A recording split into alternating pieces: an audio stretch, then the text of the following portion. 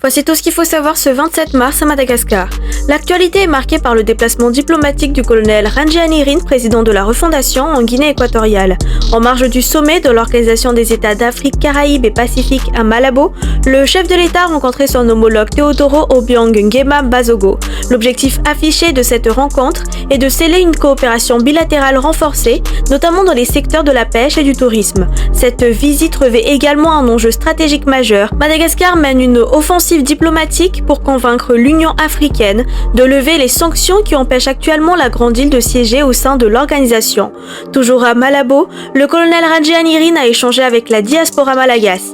Il a abordé des questions administratives, notamment l'accélération de la délivrance des passeports, tout en incitant les ressortissants à mobiliser des investisseurs pour le secteur privé national. Sur le plan des ressources, le président de la refondation a visité le complexe pétrolier de Punta Europa, citant le modèle de gestion équato-guinéen. Il a annoncé une réflexion stratégique au retour au pays pour identifier de nouveaux partenaires internationaux afin de dynamiser l'exploitation pétrolière et gazière à Madagascar.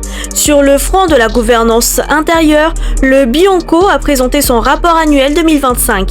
À cette occasion, le Premier ministre Mamtina Radzornarisson a réaffirmé que la lutte contre le crime organisé est une priorité absolue. Le gouvernement annonce un changement de méthode. L'accent sera désormais mis sur la récupération systématique des avoirs issus de la corruption pour protéger les finances de l'État. Et les chiffres font état d'un renforcement des procédures. 641 cas de corruption ont été détectés et plus de 2200 personnes ont fait l'objet d'investigations. Le préjudice total élucidé s'élève à plus de 325 milliards d'ariarks.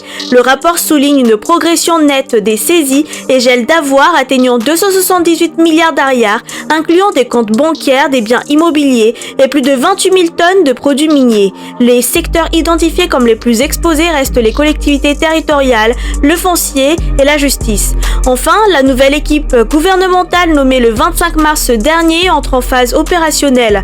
Composée de 30 ministres dont 13 nouveaux membres, le gouvernement se rend ce week-end à Ampef pour une retraite de travail de 2 à 3 jours. Ce séminaire, qui fait suite au premier conseil officiel de la semaine, doit permettre à l'exécutif de définir les priorités immédiates de l'action gouvernementale dans un cadre concerté.